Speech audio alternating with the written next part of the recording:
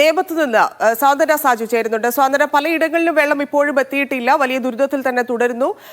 ടാങ്കറുകളിലും വെള്ളം എത്തിക്കാൻ സാധിച്ചില്ല എന്നാണോ, എന്താണ് നാട്ടുകാർ പറയുന്നത്? ധന്യ, ഞാനിപ്പോൾ ഉള്ളത് നേമം നല്ലാണിക്കൽ പ്രദേശത്താണ്. രാവിലെ വളരെ സന്തോഷകരമായി നമ്മൾ ഈ വാർത്ത പറയാൻ തുടങ്ങിയതായിരുന്നു. കാരണം പലയിടങ്ങളിലും ഇതിനോടകം തന്നെ വെള്ളം എത്തിയിട്ടുണ്ട്. പലയിടങ്ങളിലും ആ വെള്ളം എത്തിയ ആളുകളുടെ സന്തോഷമൊക്കെ തന്നെ നമ്മൾ പങ്കുവച്ചതാണ്. പക്ഷേ ഈ 5 ദിവസമായിട്ടും, ഇന്നിപ്പോൾ 5ാമത്തെ ദിവസമാണ് വെള്ളമില്ലാതായിട്ട്. ഈ 5 ദിവസം എത്തുമ്പോഴും ഈ പ്രദേശത്തൊന്നും തന്നെ വെള്ളം ഇതുവരെയും എത്തിയിട്ടില്ല. ഇവിടുത്തെ ജനങ്ങളൊക്കെ തന്നെ വളരെ വലിയ ദുരിതത്തിലാണ്. നമുക്ക് ഈ ദൃശ്യങ്ങൾ കാണാം. ഇവിടെ കുറച്ച് ചേച്ചിമാരൊക്കെ തന്നെ നമ്മൾ വന്നതറിഞ്ഞ് ഇവിടെ വെയിറ്റിംഗ് ആണ്. അപ്പൊ നമുക്ക് അവരോട് ചോദിച്ചു നോക്കാം. കാരണം അവർ വളരെ വലിയ ബുദ്ധിമുട്ടാണ് ഈ 5 ദിവസമായി നേരിട്ടുകൊണ്ടിരിക്കുന്നതെന്നാണ് പറഞ്ഞത്. ചേച്ചി, എന്തൊക്കെയാ പ്രശ്നങ്ങളാ? 5 ദിവസം കൊണ്ട് വെള്ളമില്ല. ഞങ്ങളിപ്പോൾ വെളിയിലെ ആവശ്യത്തിന് അവിടുത്തെ കിണറ്റിൽ നിന്നൊക്കെയാണ് പോരുന്നത്. കുടിക്കാനും എല്ലാം വെളിയിൽ നിന്നാണ് വാങ്ങിക്കുന്നത്. ആഹാരം വരെ വെളിയിൽ നിന്ന് 5 ദിവസമായി. ഈ മക്കളെയൊക്കെ കൊണ്ട് ഭയങ്കര ബുദ്ധിമുട്ടായിരിക്കും അല്ലേ? വെള്ളമില്ലാതെ വയസ്സായ ഒരു വീട്ടിൽ കിടക്കുന്നു. വെള്ളത്തിനൊക്കെ ഭയങ്കര ബുദ്ധിമുട്ടുണ്ട്. ആഹാരങ്ങളൊക്കെ വെളിയിൽ നിന്ന്, വെള്ളം വെളിയിൽ നിന്നൊക്കെ വാങ്ങിച്ചൊക്കെയാണ് ഉപയോഗിക്കുന്നത്. കാല് പെയ്യാതെ അങ്ങ് ദൂരെ പെയ്യാണ് വെളി ആവശ്യത്തിനൊക്കെ കോരുന്നത്.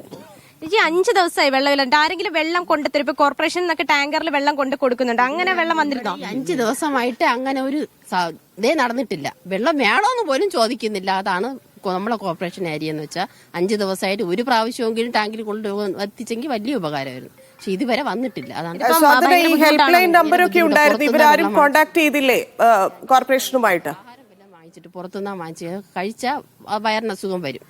ഈ ഹെൽപ്പ് ലൈൻ നമ്പറൊക്കെ തന്നിട്ടുണ്ടായിരുന്നു വിളിക്കാനായിട്ട്. അത് നമുക്ക് അത്യാവശ്യമായി വെള്ളം വേണമെങ്കിൽ വിളിക്കാമെന്ന് പറഞ്ഞ് കോർപ്പറേഷൻ ഒരു കൺട്രോൾ റൂം നമ്പറൊക്കെ തന്നിരുന്നു. അത് അറിഞ്ഞിരുന്നു, അല്ലെങ്കിൽ അതിൽ വിളിക്കുകയൊക്കെ ചെയ്തിരുന്നു? ഇതുവരെ അറിഞ്ഞില്ല, അങ്ങനെ വിളിച്ചിട്ടുമില്ല. ഇതുവരെ ഞങ്ങൾ വിളിച്ചിട്ടില്ല. പക്ഷേ 2 ദിവസം പോലും ഇല്ല എന്ന മുമ്പൊക്കെ നമുക്ക് വെള്ളം എത്തിക്കുമായിരുന്നു. പക്ഷെ ഇപ്പം 5 ദിവസമായിട്ട് ഒരു ദിവസം പോലും വെള്ളം ടാങ്കിൽ എത്തിച്ചിട്ടില്ല. ഈ കുഞ്ഞുമക്കളുടെയൊക്കെ കാര്യം എങ്ങനെയാണ് ചേച്ചി? ഇല്ല, ഞങ്ങൾ പുറത്തുനിന്നാണ് വെള്ളം വാങ്ങുന്നത്. ഭക്ഷണവും പുറത്തുനിന്നാണ് വാങ്ങുന്നത്. കുടിവെള്ളം പോലും ഇല്ല ഞങ്ങൾക്ക് ചെലവിന്. തന്നെ ഇവിടെ റെസിഡൻസ് അസോസിയേഷന്റെ ആളുകളുണ്ട്. അവരും എങ്ങനെയാണ് ഈ ഇത്രയും അധികം ആളുകൾ തിങ്ങി പാർക്കുന്ന ഒരിടമാണ്, എങ്ങനെയാണ് അവരോട് കൂടി ചോദിക്കും. ചേട്ടാ, ഞാൻ ഈ നേമ റെസിഡൻസ് അസോസിയേഷന്റെ പ്രസിഡന്റാണ്.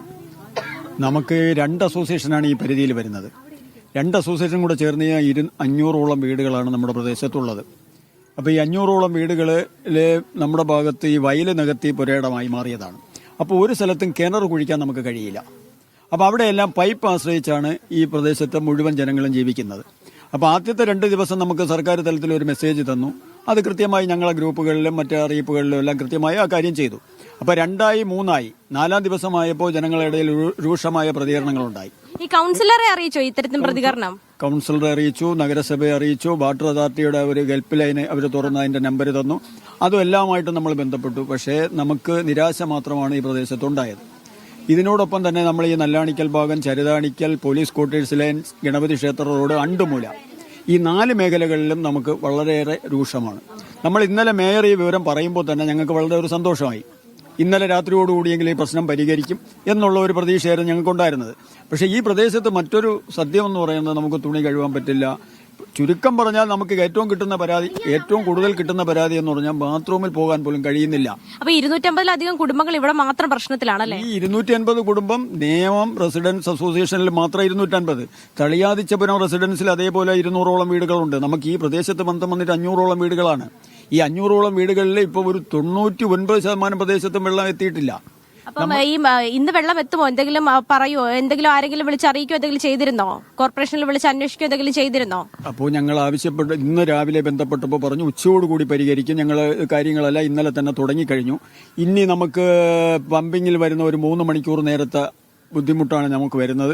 അത് പരിഹരിച്ചാൽ അതിന്റെ എല്ലാ പ്രദേശങ്ങളിലും അതിനുള്ള സംവിധാനം ഉണ്ടാവുമെന്ന് പറഞ്ഞു.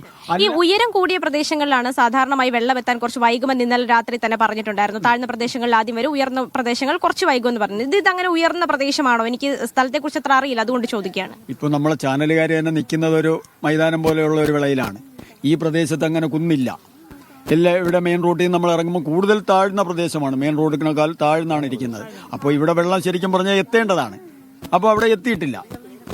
ധന്യ, ഇത്തരത്തിലുള്ള പ്രശ്നങ്ങൾ നേരിടുന്ന ഭാഗങ്ങളുമുണ്ട്. 44 വാർഡിലായിരുന്നു കഴിഞ്ഞ ദിവസങ്ങളിലൊക്കെ തന്നെയും ഈ പ്രശ്നം നേരിട്ടുകൊണ്ടിരുന്നത്. അതിൽ തന്നെ പലയിടങ്ങളിലും ഇതിനോടകം തന്നെ വെള്ളം വന്നിട്ടുണ്ട്. എന്നാൽ ഈ നേമം, വട്ടിയൂർക്കാവ്, നെട്ടയം തുടങ്ങിയ തുടങ്ങിയ ഭാഗങ്ങളിൽ പലയിടങ്ങളിലും ഇപ്പോഴും വെള്ളം വന്നിട്ടില്ല. രാവിലെ നമ്മുടെ പ്രതിനിധികൾ പലയിടങ്ങളിലും പോയി ഇത്തരത്തിലുള്ള വാർത്തകൾ ശേഖരിച്ചതാണ്. പ്രത്യേകിച്ച് വട്ടിയൂർക്കാവ് പ്രദേശത്തൊക്കെ ഇതുപോലെ ആയിരത്തോളം വീടുകളിലാണ് വെള്ളമില്ലാത്തത്. ഇവിടെയും ഈ പ്രദേശത്തും ഈ നേമം പ്രദേശത്തും ഏതാണ്ട് 1000-ഓളം വീടുകളുണ്ട്. പല റെസിഡൻസ് അസോസിയേഷനുകളായി നമ്മൾ ഇപ്പോൾ നിൽക്കുന്ന ഇവിടെ തന്നെ ഏതാണ്ട് 250-ലധികം വീടുകളുണ്ട്. വളരെയധികം ആളുകൾ തിങ്ങിപ്പാർക്കുന്ന ഒരു പ്രദേശമാണ്. കിണർ സൗകര്യം വളരെ കുറവാണ്. പല വീടുകളിലും കിണറില്ല.